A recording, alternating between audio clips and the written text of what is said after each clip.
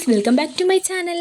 അപ്പം ഇന്നൊരു get ready with മീറ്റില്ലേ ഗൈസ്. അപ്പോൾ ഞാനും അമ്മയും കൂടെ എന്താ പറയുക ഹോസ്പിറ്റലിൽ പോകണം കേട്ടോ.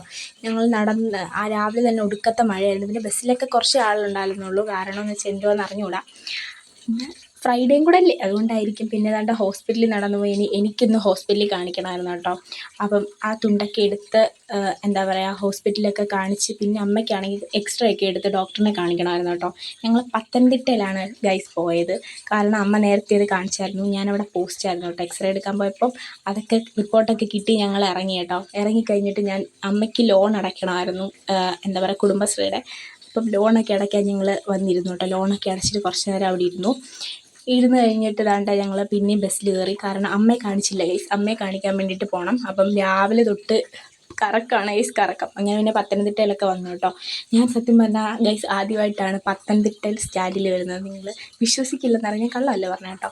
അത് കഴിഞ്ഞപ്പോഴത്തേനും ഡോക്ടറിനെ കാണാനായിട്ട് അവിടെ വന്നിരുന്നു കേട്ടോ. പിന്നെ അവിടെ വന്നിരുന്ന് കുറേ കോപ്രായങ്ങളൊക്കെ കാണിച്ച് കൂട്ടുകയാണ് കേട്ടോ.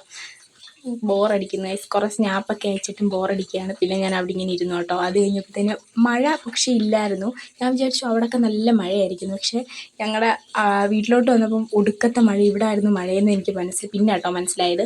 പിന്നെ അവിടുന്ന് കുറേ നേരം ഇരുന്ന് 1.5 മണിക്കൂറുണ്ട് കേട്ടോ പത്തനാപുരത്തോട്ട്. അപ്പം അത്രയൊക്കെയുള്ളൂ ഗൈസ്, ബൈ.